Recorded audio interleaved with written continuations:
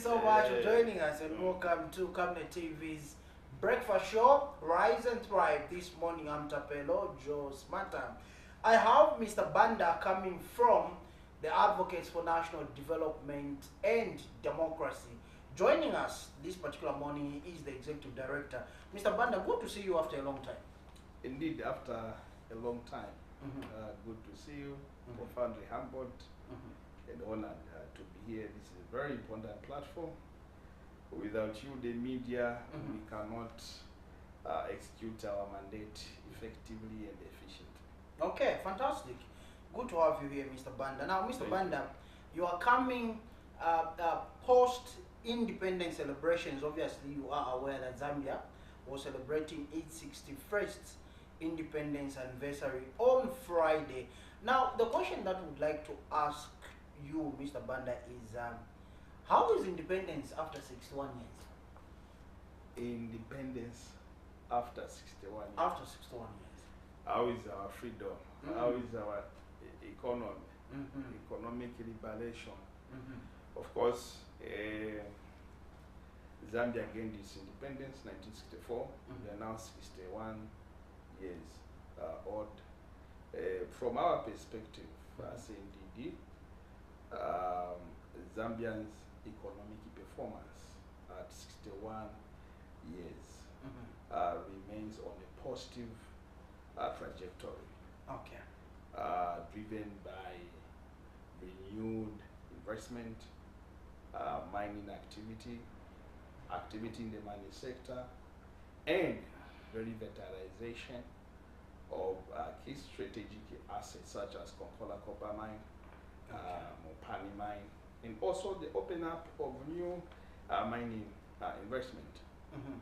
We have observed under the management of the Danta resources, KCM has continued to create employment and business opportunities for many Zambians. These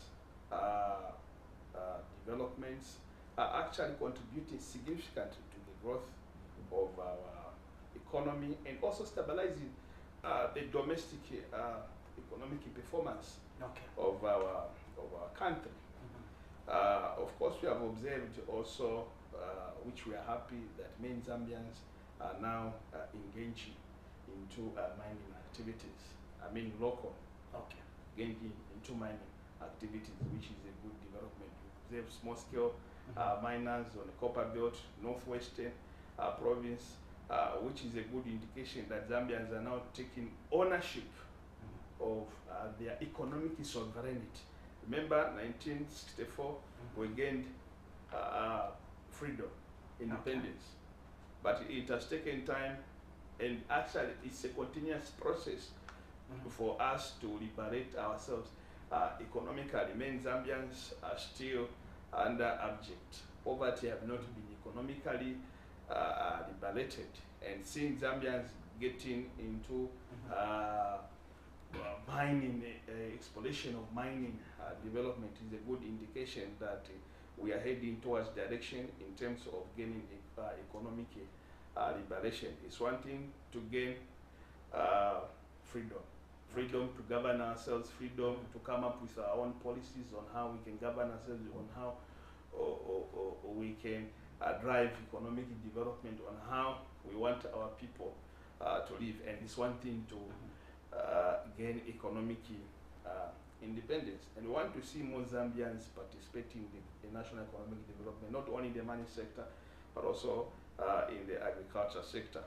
Of course, as NDD, we are happy that as a country, we have partnered with investors to explore development. Remember, in the global, we are now in the global village. It's impossible to develop a country without forming up strategic partnerships. Okay. So, Mr. Banda, having given that background, can we safely say that we have been progressive as a people since 1964 for us to attain economic emancipation? We have been progressing, but at a slow pace. Why at a slow pace? What is lacking, Joe, is lack of consistency in policy direction. Okay. Because of being a democratic country, we've been changing governments. Okay. Our governments have been managed under different political administration with different policies. And however, as NDD, this is one of the key reasons why we've been advocating for consistency in policy direction. Despite of changing government administration, we believe that if policies are helping the economy to grow, whichever government comes into power, take over the governance of our country, must continue on that trajectory if we are to develop this country. I'll give you a practical example. Under Mwanawasa, we saw agriculture booming. Okay. The government of Mwanawasa had focused so much in empowering these subsistence farmers with farming inputs.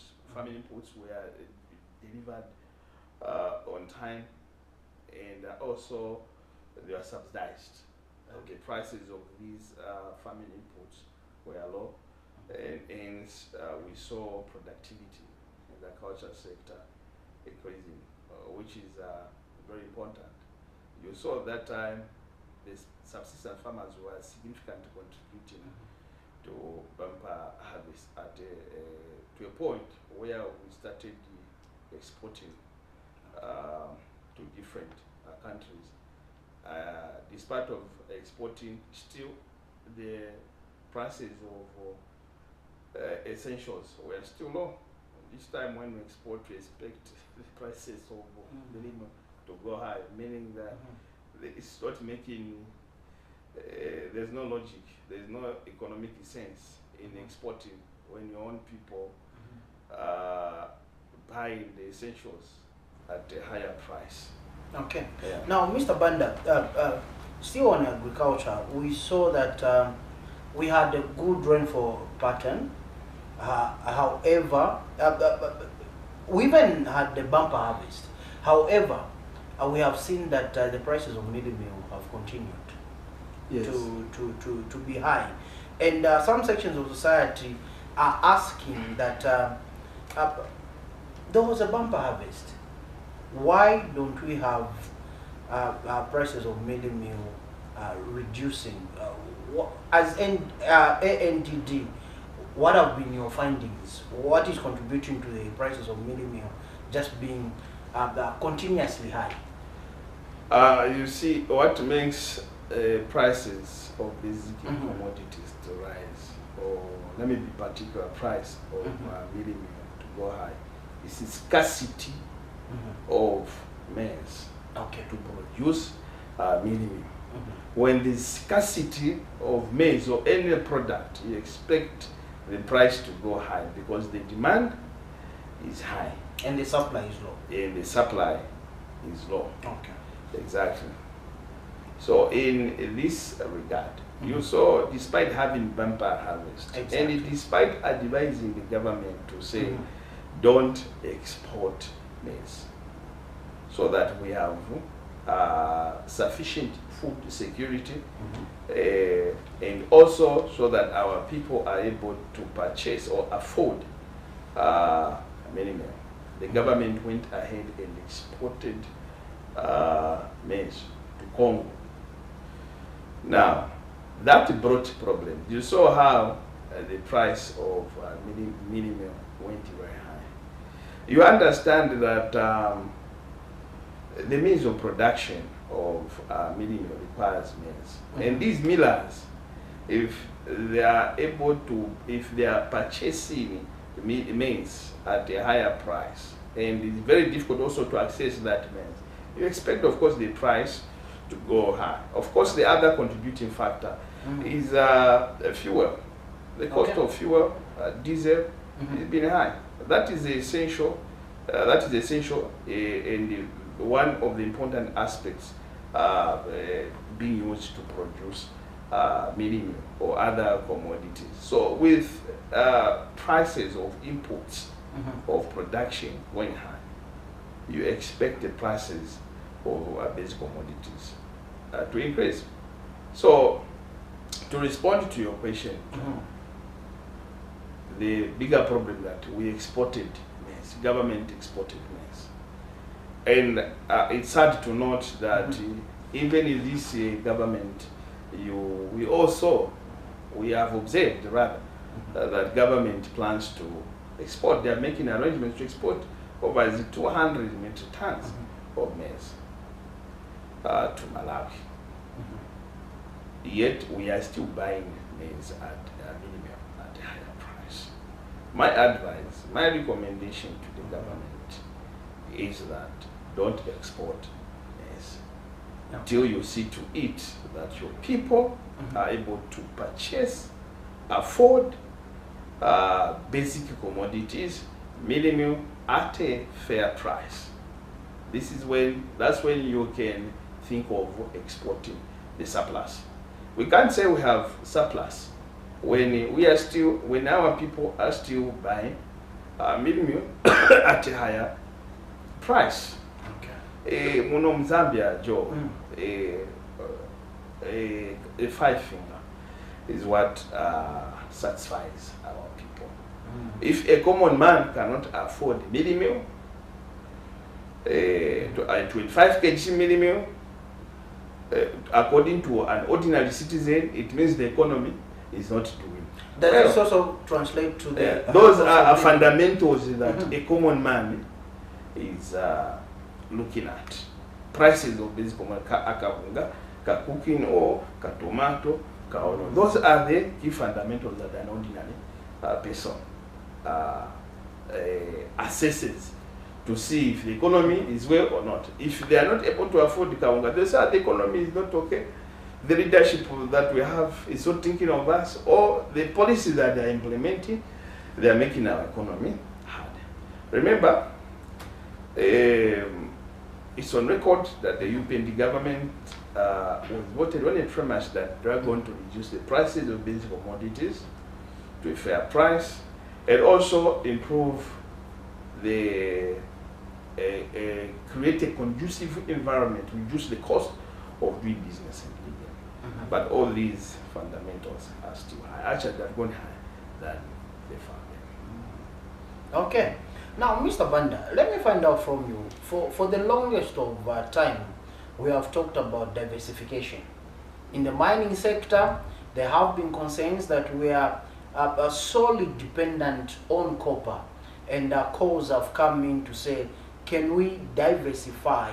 And now, also in the agricultural sector, calls have come through saying that, can we diversify from being dependent on maize grain and focus on these other crops? From your standpoint as ANDD, when we talk about diversifying, we do away with copper and we do away with maize grain. What other mineral or what other crop can we be able to market and export globally? You have asked a very important question, Joe. However, I want to state that we cannot completely do away with copper. Actually, we cannot do away with copper because this is our national strategic asset, a strategic commodity that God blessed us with. Remember, before KCM started operating optimally, the economy was down. The kwacha was depreciating. And that consequently affected the prices of basic commodities.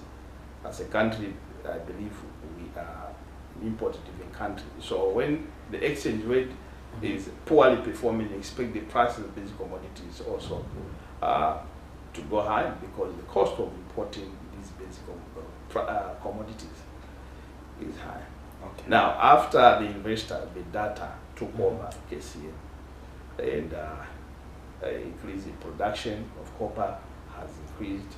They have continued to create employment, business opportunity for Zambia, and we remain optimistic that they will make a vital contribution towards achieving the 3 million metric tons copper production target per annum by 2031. We have observed that the kwacha is significantly appreciated because of copper production. Okay. Now, we have also observed that apart from copper, as a country, we are discovering different minerals. What I call strategic minerals. Gold. We have gold, Kansenseli mine there. We have gold in Mfumbwe. You saw more than 25,000 Zambians went to Mfumbwe to mine gold. You saw in Pika. Apart from gold, we have observed the discovery of Sujilite. Okay. All these are strategic minerals that we have to take advantage and use them to grow our economy, improve the living standard of our people, set up industries, create employment and business opportunities for Zambians, and enhance our GDP. Now, remember we have been talking about diversifying. And we've been trying to diversify. However, the progress has been slow because of, like I indicated in my preamble, lack of consistency in policy direction. Agriculture, apart from maize, remember our people are determined to do farming, but because of lack of consistency in policy direction, our people are being discouraged, and the production of agriculture has not been progressing at a pace where we expect to move as a country. We are blessed with massive land, Joe. Yet we are underutilizing our land. What are we supposed to do? Let's have consistency in agriculture policy direction. Our farmers needs to be motivated with farming inputs, and these farming inputs must be delivered on time. Secondly, we need to set up infrastructure development in all the farming blocks. Let me say rural setups where 90% of our people depend on agriculture. Okay. Set up infrastructure development, road networks. This is one of the key pillars to facilitate agricultural production. Easy to deliver farming inputs to the farmers, easy again to deliver farming produce to the marketplaces. This is what our people want. Secondly, financing. Our people are determined to do farming. Even you, Joe, I believe you are interested to do farming, but you don't have land. You need financing to purchase land so that you get into agriculture. Apart from land, you need equipment. You need farming equipment for you to do your cultivation effective and efficient. Our people in rural areas lack organs. So government needs to come up with a deliberate policy. What is the Citizens Economic Empowerment Commission doing? I haven't seen Citizens Economic Empowerment Commission doing or sensitizing our people in rural areas on how they can access support, empowerment, or funding. We need a deliberate policy, a strong political will to compel these governance institutions like the Citizens Economic Empowerment Commission. Okay. To sensitize our people, to make it easy for our people to access support. We have been talking about what you call the CDF. We've done our own assessment. By the way, CDF is a good tool, governance tool, but the implementation, our people can't access CDF. We have not seen an individual, an ordinary person accessing CDF so that they can invest in agriculture or whatever venture they're interested to do. So we need to focus. We need to come up with deliberate policies in the agriculture sector.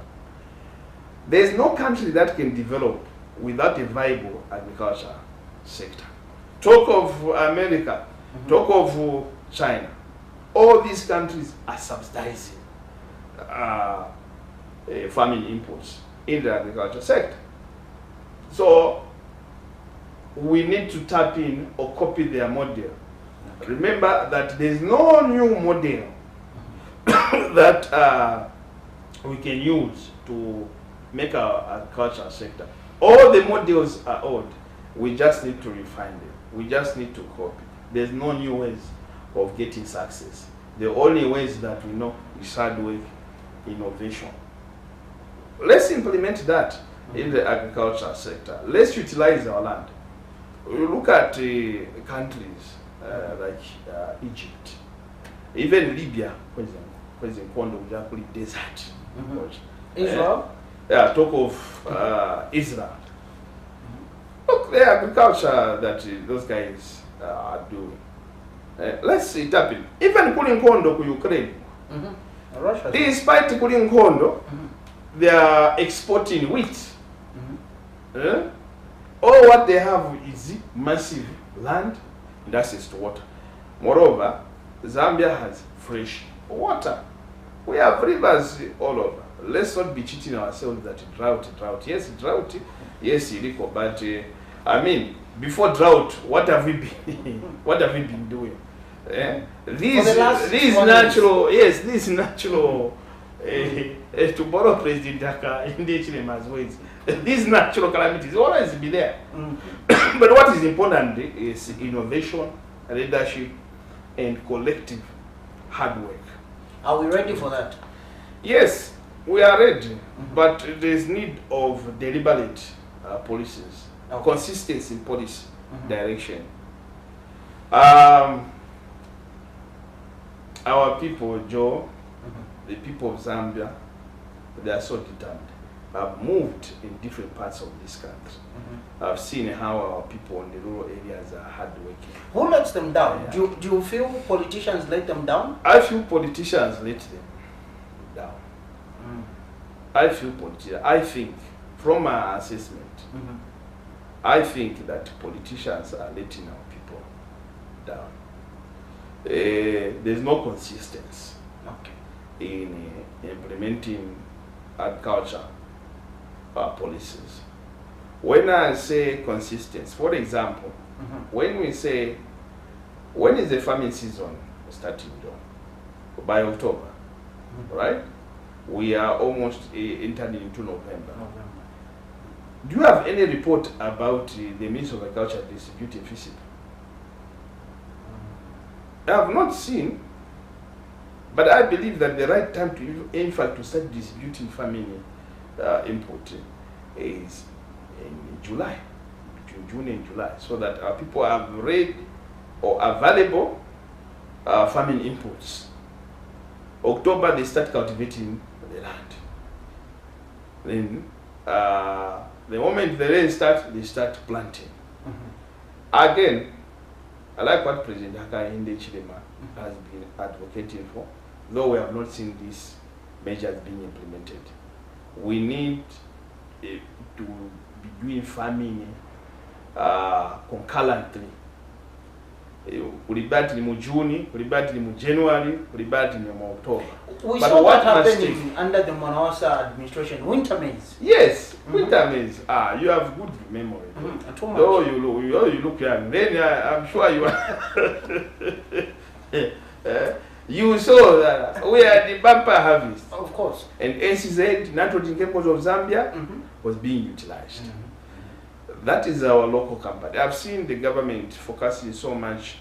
Of course, strategic partnerships are good. Invest more in public-private partnership with a company like Capital Fertilizer, expanding their production. I don't know if that is being done at nitrogen chemicals of Zambia. Or we need to set up fertilizer factories in each province. Okay. Just there, Mr. Banda. Not In Kafue, there also we need to set up another fertilizer plant. We can either renovate, expand production. Okay. But also we need to, we are blessed with massive land. Okay. So I wanted to, as a rider to that, I wanted to throw in this question, Mr. Banda. Why have we seen so much concentration on improving the private sector? Which is not a bad thing, it is a good thing. But why are we seeing parastatal institutions, government institutions, like you said, NCZ, becoming white elephants? We have Bulungush Textiles in Kabwe, which is a white elephant. Let us not even debate about it. Let's not be hypocritical. Let's not pretend. It's not working. It's not working. It is a white elephant completely. We had but the infrastructure there is looking good. The infrastructure is looking good, but it's a white elephant. We had Cabo Industrial Fabrics, KIFCO, as they used to call it, Kapili Glass Factory, if you like. But my question is, why are we not seeing deliberate policies in revamping these old parastatal institutions? There's also Kawambwa Tea. The PF was revived. Yes. And I don't know if it's still. It's under IDC. IDC, right? Yes. I meant, of course, the PF government under IDC, and it's performing well. We must commend the people who revived Kawambwa Tea. Sad that Chilangwe, former Vapla Province Minister. Oh, Honorable Nixon Chilangwe? Yes, he's one of the pioneers of Kawambwa Tea. You've asked a very important question. Remember, as the NDD, we advocate for national economic development, and we have been consistently advocating for industrialization. And the key to making our country industrial hub is by starting restoring or revamping the old factories. Because there's already infrastructure there. With the modern knowledge that we have, I believe it must be easy to revamp Kawe textiles, Kafue textiles. I hear Kafue Sunginamona Mbuzi. I don't know if that is the truth. Mbuzi. There's something used to happen at Mulungushi textiles. Mulungushi. Pigs and goats. Yeah, that's a very sad development. We need to, for me, I think we should go for an economic endeavor to discuss and come up with a solution. We must not just leave these issues to the government. Our call, the government, the major stakeholder, is that they must call for an economic endeavor. Let's discuss but why. Mr. Banda, we have seen these endeavors year in, year out, and we do not even take an inventory of what we discussed in the previous endeavor. We have an endeavor, it ends there, nothing is implemented from that. Implementation. We need to go for an economic endeavor, Joe. Yes, you are right. We've been going for these endeavors. But as for this year, last year, we have not gone for economic endeavor where we can discuss issues, different issues. Then what different have you been economic doing, Mr. sectors. Banda? Of course, this year we held the endeavor, mining endeavor, where we discussed the mining sector. What about the agriculture? The agriculture sector. Endeavor. We need to discuss those issues. You see, 2 months ago, government indicated through the Minister of Commerce and Industry that Mulungush Textiles will start operating, but we have not seen Mulungush Textiles. October is coming to an end. We're getting into November. Yes, the year is almost coming to an end. We need to make government accountable. Stakeholders must make the Minister of Commerce Industry accountable. Why is this industry not working? Yet the population has grown, There's also global demand for clothes, and it's our opportunity to utilize Mulungushi textiles. We have seen a private sector, including the mining sector, agriculture sector, manufacturing sector, where people are buying saved attires, importing. Yet we have Mulungushi textiles, we have Kafue textiles. Is it lack of confidence in our own industry? Not lack of confidence, consistency in policy. If we can empower our people, if we can ensure that Mulungushi textiles start operating, employ right people, implement right technology, produce quality products, you'll see people buying. And also, we need to find a way to protect our local products. Why not put a deliberate policy that, for example, we can increase the tax on safety, for example. You know what will happen? Stakeholders, industries will be compelled to buy from local. Okay. Yeah, will be compelled to buy from local. When you buy from local, the tax is low. When you are importing, the tax is high.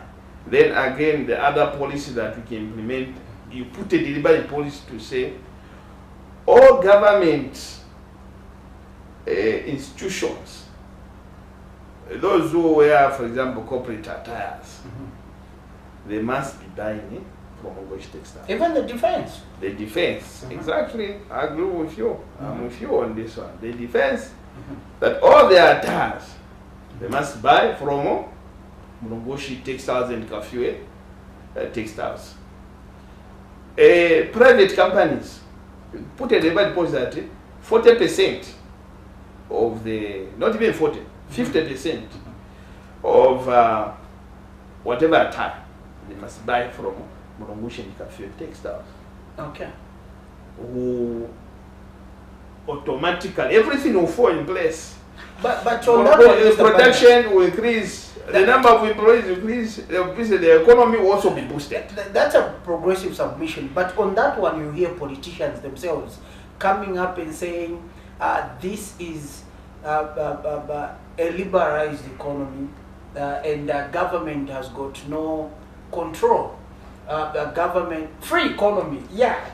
Free market economy, even liberalized economy. It's yes, but they like using that free market economy. It does not mean that you must not completely regulate the market.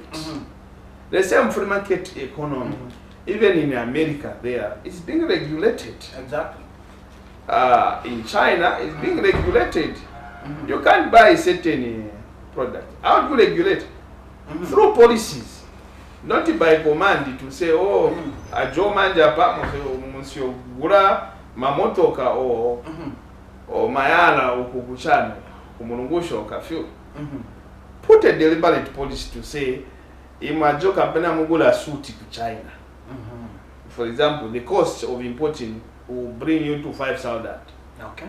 At Mulungushi, there, if you are buying same suit, the cost will bring you to 1,500. You would rather buy it from Mulungushi, not?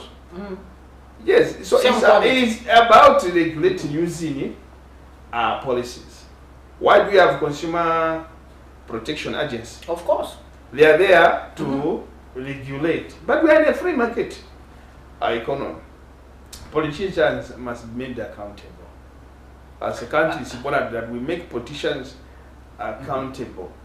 It's from that point that politicians will learn to be consistent in terms of policy direction. Ngama promise abantu that senzakashita reduce cost of doing business, revamp Mulungushi textiles, or revamp Kafue textiles.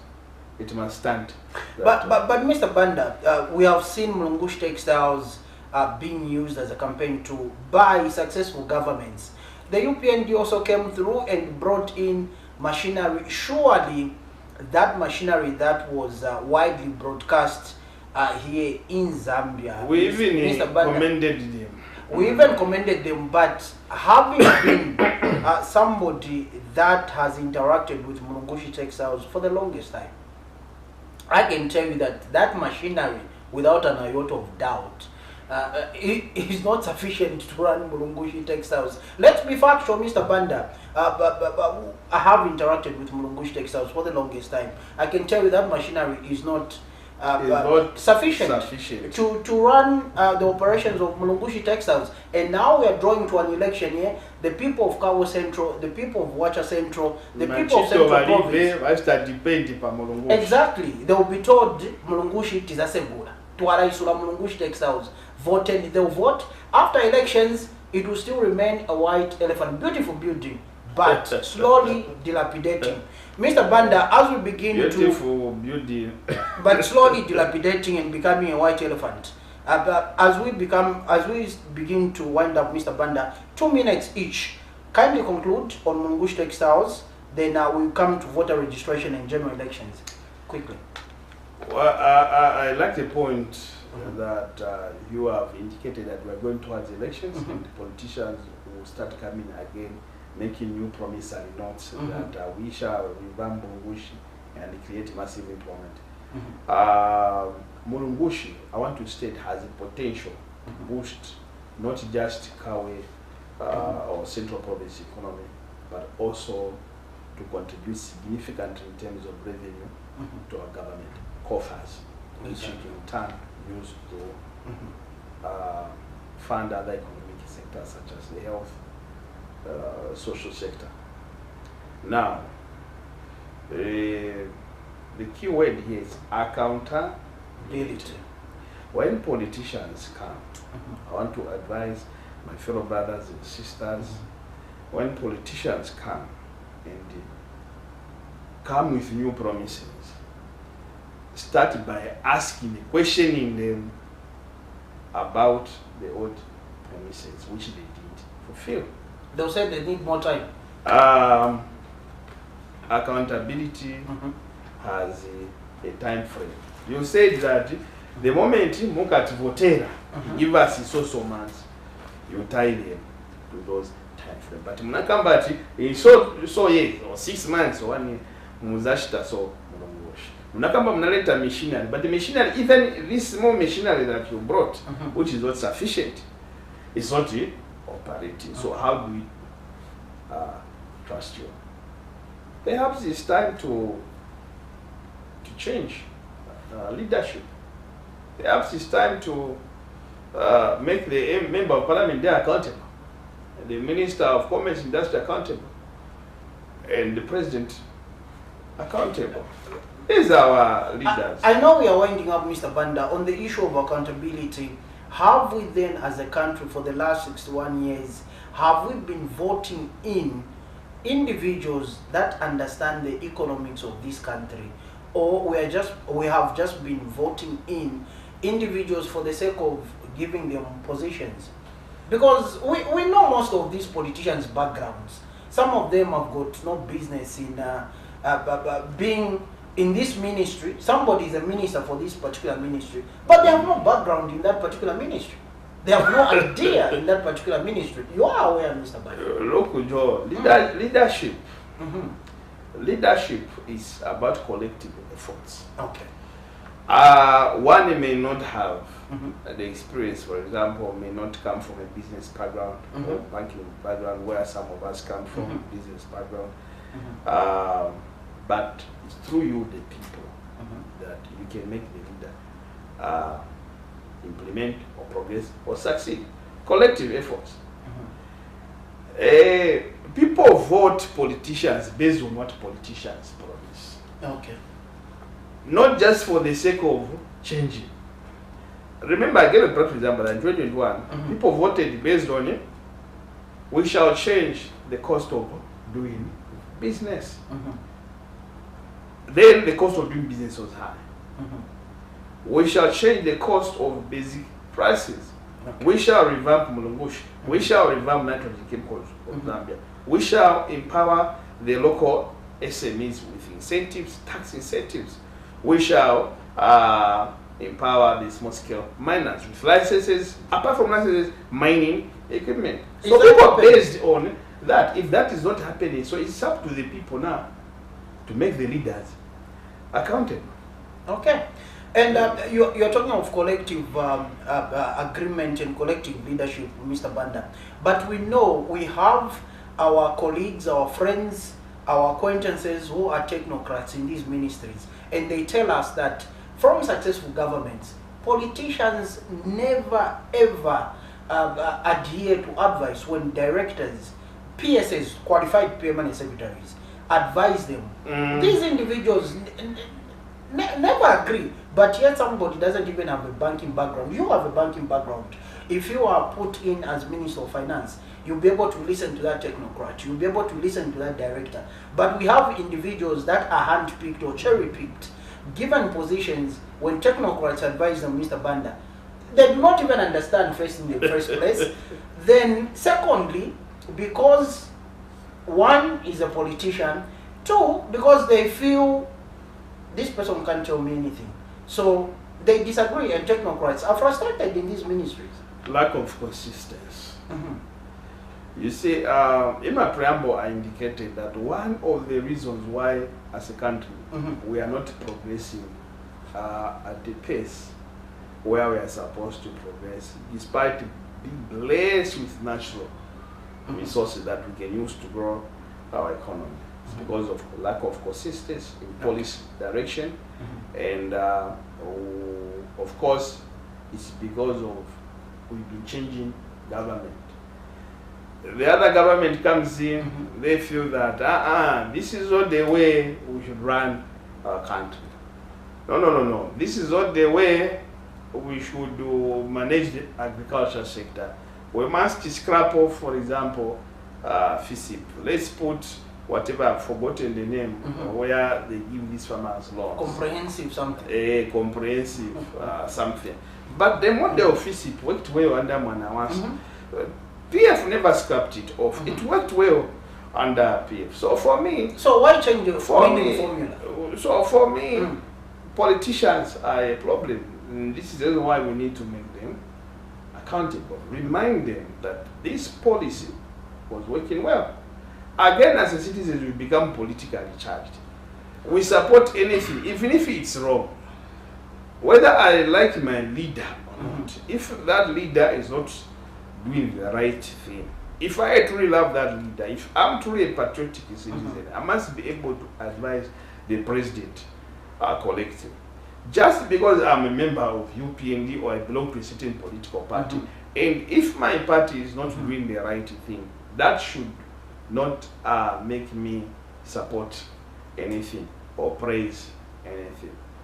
If we are to develop this country, we must be patriotic enough to call what is wrong is wrong. What is right is right. Let's commend. Where the government is doing wrong, let's speak out. Apart from speaking out, let's recommend measures. Say this is the way we should do it.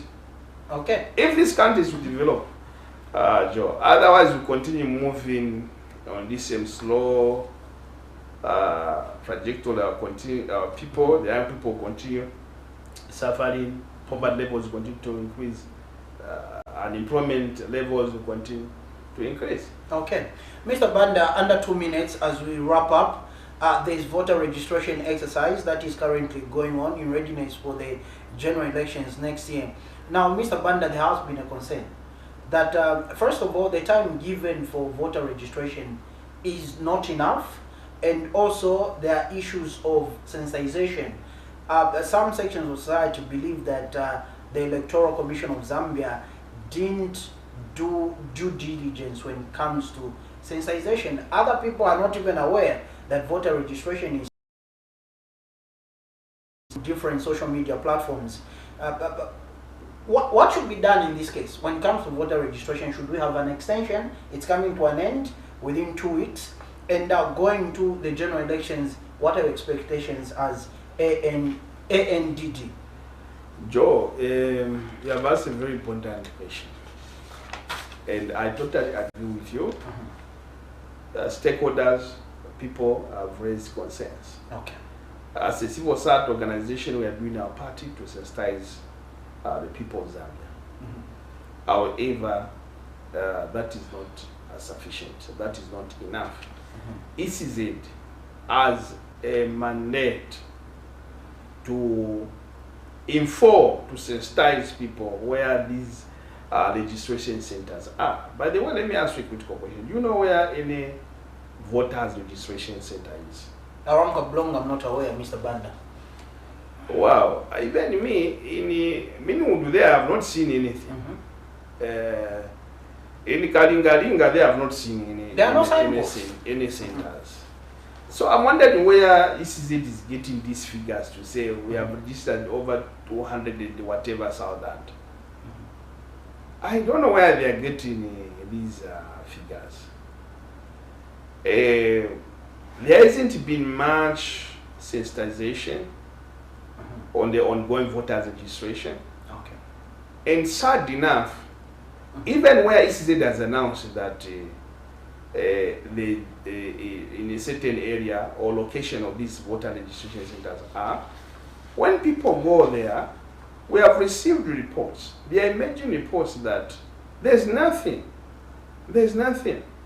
And where there are also so-called voter registration, ongoing voter registration centers, we are told, we are receiving reports that it's either they have opened late, which is making our people not to access the voters card, which is a constitutional right, a tool to participate in the governance, democratic country, in a democratic duty country. For every yes, citizen. It's a duty.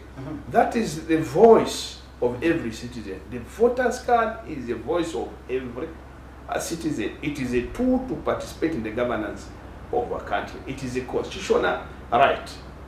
Unfortunately enough, ECZ is not, we think ECZ is not doing enough. ECZ must, as per their mandate, must sensitize the people and must address the concerns being raised by stakeholders. Okay. We want to see voters registration centers physically, not just on paper. People want to know where these voter registration centers are so that they can register. And because of time, remember they have started the voters registration. Almost the whole 2 weeks, people were complaining that when they go where ECZ has announced that they're doing voter registration, they will find that there's nothing. In some places, citizens have complained that it's either my machine, civils. So they are told to come later. Our call to ECZ, the Electoral Commission of Zambia. This is a very sensitive board, governance institution, an independent governance institution. You must take responsibility, address the concerns, and more importantly, execute your mandate fairly. We want to see the ongoing voter registration to happen across the country. Northwestern, Western, Eastern, Northern, Southern, Lusaka, everywhere. These ongoing voter registration must be executed everywhere so that our people, the people of Zambia, can have access to get a voter card to participate in next year's general election. That is their constitutional right. In ECZ, that is your mandate. A fair and free general election begins with a fair voter registration, and it must be done collectively. ECZ take responsibility. Listen to stakeholders. Listen to the people of Zambia. You've been employed to manage our elections fairly, free and fair, and it begins with a right process of getting a voter's card. Every citizen has a constitutional right. Every citizen has a right to access a voter's card. Ensure you get a voter's card. That is your constitutional right. That is your voice, that is your power to participate in the governance of our country, to determine the future of our country. Okay, fantastic. Mr. Banda, thank you so much for coming through. And on that powerful note, we wrap it up for the day. Thank you so much. Thank you so much, Joe. Have a blessed day. Okay. There you have it, viewers. That was Mr. Banda coming from the Advocates of National Development and Democracy, making an appearance on the Rise and Thrive Breakfast Show on Camnet TV. I have been your host, Tapelo Joe Smata. I will see you soon. Good morning.